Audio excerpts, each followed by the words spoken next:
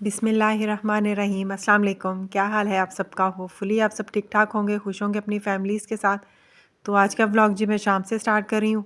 अच्छा, मैंने नाश्ते में बनाने थे मूली के पराठे, तो बस उसी की मैं तैयारी करने लगी हुई थी।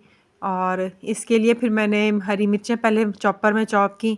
अच्छा, हरी मिर्चें जो हैं वो मैंने ज़्यादा ही चॉप कर ली थी, क्योंकि जितनी इसमें यूज़ हो जाएंगी बाकी फिर मैं फ्रीज़ कर दूँगी और फिर ये काम आ जाती हैं जब भी मैं कोई सब्ज़ी वगैरह बनाऊँ, फिर उसमें ये थोड़ी सी बीच में डाल दें तो अच्छा टेस्ट आ जाता है।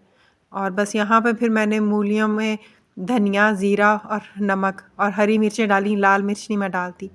और बस ये बना के मैंने बॉक्स में रख लिया था, ये मैं फ्रिज में रख दूँगी। अब ये मैं दही बनने के लिए रख रही थी और इसमें मैंने नीम गर्म दूध में ये 1 टेबल स्पून दही डाला था और अच्छी तरह मिक्स करने के बाद फिर मैंने बाकी दूध इसमें ऐड कर दिया। और आजकल सर्दी क्योंकि ज़्यादा है तो हॉट पॉट में बना लेती हूँ, वरना गर्मियों में तो खैर वैसे भी किसी भी बर्तन में बना लेते हैं, लेकिन सर्दियों में स्पेशली हॉट पॉट में ही सही बनती है। और उसके बाद फिर मैं ओवन में रख देती हूँ और ये फिर सुबह के टाइम इतनी ज़बरदस्त सी बन गई थी।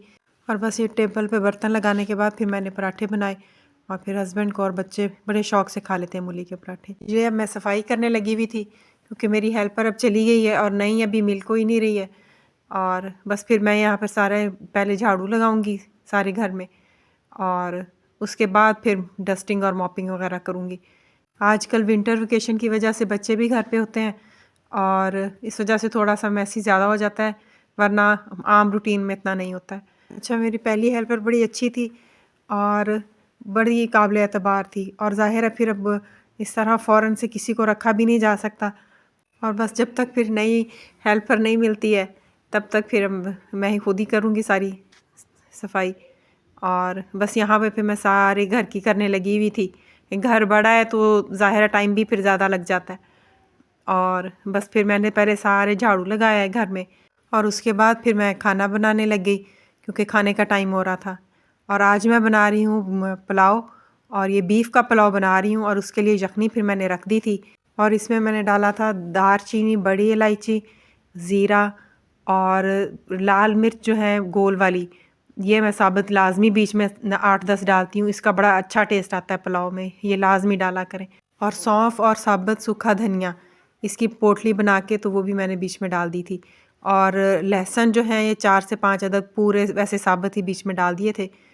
और इस तरह फिर जब यखनी अच्छी बनी हो तो फिर पुलाव अच्छा बनता है। और बस यहाँ पे फिर मेरी यखनी रेडी हो गई थी और अब मैं ये जो पोटली मैंने सौंफ और साबुत सूखा धनिया इसकी बनाई थी, ये भी मैंने अलग कर दी थी। और अच्छा, मैं जब भी बीफ का पुलाव बनाती हूँ तो उसमें मैं फिर नली वाली हड्डी लाजमी डालती हूँ क्योंकि इसका टेस्ट बड़ा अच्छा आता है। और ये फिर 1-2 लाजमी बीच में डालती हूँ।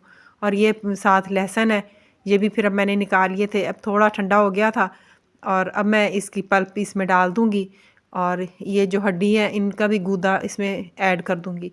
जितनी अच्छी यखनी बनती है उतने अच्छे चावल बनते हैं। और सारी मेहनत पहले यखनी पे किया करें, जितनी अच्छी यखनी होगी उतने अच्छे चावल बनेंगे।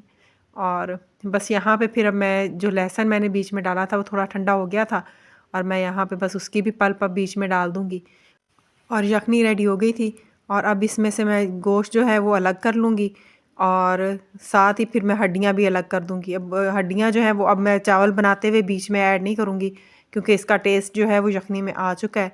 अब सिर्फ बोटियाँ बीच में डालूँगी और वो जो साबुत लाल मिर्च जो बीच में मैंने डाली थी वो भी मैंने अलग कर ली है।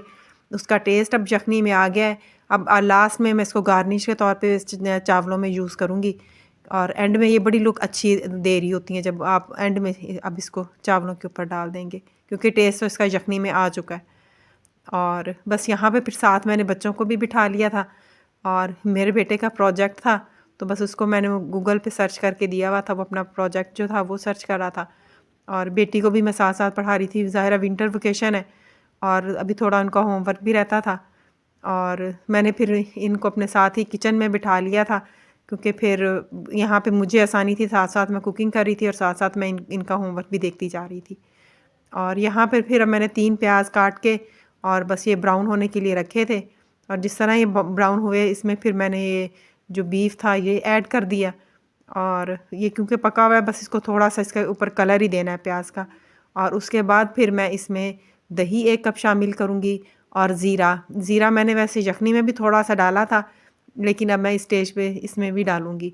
और 4 से 5 लौंग हैं, वो भी मैं अब डालूँगी, वो मैंने यखनी में नहीं डाले थे क्योंकि लौंग जो है वो ज़्यादा स्ट्रॉन्ग फ्लेवर देते हैं, तो वो अब मैं इस स्टेज पे। अच्छा, ये मैंने 2.5 गिलास चावल भिगोए थे और वैसे तो 5 गिलास इसमें डलने चाहिए, लेकिन मैं आधा गिलास कम डालती हूँ, सही 4.5 गिलास मैंने इसमें पानी डाला था। और थोड़ा कम पानी डालें ना तो फिर चावल बड़े खड़े खड़े और अलग अलग दाना बनता है और जुड़ते नहीं हैं इतने, तो मैं इसी वजह से बराबर नहीं डालती, उससे थोड़ा सा कम डालती हूँ। और बस ये फिर मैंने अब चावल इसमें डाल दिए थे और नमक एडजस्ट कर लिया था और उसके बाद फिर अब मैंने इसको पकने के लिए रख दिया था और लो फ्लेम पे। अच्छा, चावलों को मैंने लो फ्लेम पे पकने के लिए रख दिया था और साथ फिर मैं बच्चों को भी पढ़ा रही थी क्योंकि अम्मी के घर ज़ाहिर है, नानों के घर बच्चे जाएँ तो इतना पढ़ते नहीं हैं और बस वहाँ पे फिर इतना मैं बुक्स वगैरह साथ लेके गई थी, लेकिन इतना बच्चे नहीं पढ़े और फिर बस साथ साथ उनको भी पढ़ा रही थी। और ये अब राइस का पानी बिल्कुल ड्राई हो चुका था और बस ये राइस जो हैं ये रेडी हो गए थे। और मैं मोस्टली जब दम पे रखती होती हूँ चावल, तो चावलों में जो पानी होता है वो बिल्कुल ड्राई कर देती हूँ और उसके बाद ढक के 2-3 मिनट के लिए चूल्हा तेज़ कर देती हूँ और उसके बाद बंद कर देती हूँ और फिर 10-15 मिनट के लिए इसको पड़ा रहने देती हूँ। और उसके बाद जब दम खोलते हैं तो बिल्कुल ये अलग अलग दाना बना होता है। और बस राइस भी रेडी हो गए थे और बच्चों ने भी पढ़ लिया था और बस अब मैं यहाँ से शीट और ये उठा दूँगी इनकी टेबल्स और रूम में जाके बच्चों को पढ़ाना और फिर यहाँ पर किचन में आके कुकिंग करना थोड़ा मुश्किल लगता है, तो इसलिए मैंने अपने पास ही बिठाया था इन्हें। आजकल सर्दी ज़्यादा है तो आजकल मैं लाजमी रोज़ाना ही इनको देसी अंडे बॉईल करके देती हूँ बच्चों को, ताकि इनको इतनी ठंड ना लगे। अच्छा, देसी अंडे घर के ही हमारे माशाल्लाह काफ़ी हो जाते हैं क्योंकि घर की छत पे हैंड्स रखी हुई हैं कुछ, तो बस फिर ये रोज़ाना ही माशाल्लाह काफ़ी हो जाते हैं।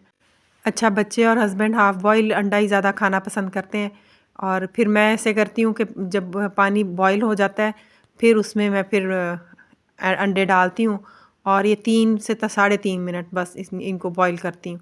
इसमें ये बड़े अच्छे हाफ़ बॉयल होते हैं और फिर चम्मच से खाने वाले होते हैं, वरना फिर हार्ड बॉयल हो जाए तो वो फिर ना बच्चे पसंद करते हैं और ना हस्बैंड पसंद करते हैं।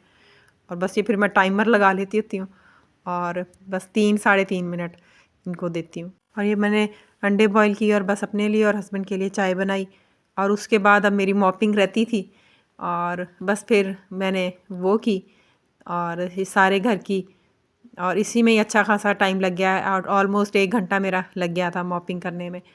अच्छा, आजकल फिर मैं इस तरह कर रही हूँ कि एक दिन तो मैं डीप क्लीनिंग कर देती हूँ सारी और फिर एक दिन थोड़ा बहुत कर देती हूँ और बस इस तरह फिर मेरा मैनेज हो जाता है और इतना ज़्यादा घर मैसी भी नहीं होता है। अच्छा, वैसे मुझे अच्छा लग रहा था, जैसे थोड़ा सा वर्कआउट भी आपका हो गया है और साथ घर की सफाई भी हो गई।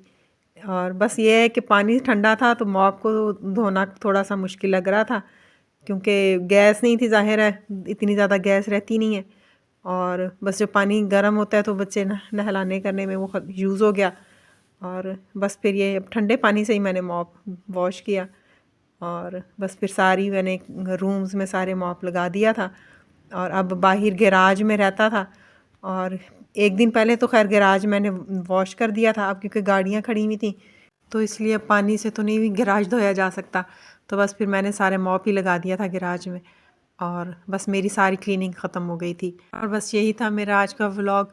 उम्मीद है आपको पसंद आया होगा। अगर पसंद आया हो तो लाइक शेयर और सब्सक्राइब लाजमी कीजिएगा और मुझे कमेंट सेक्शन में लाजमी बताइएगा कि आपको मेरे व्लॉग किस तरह के लगते हैं। अल्लाह हाफिज़।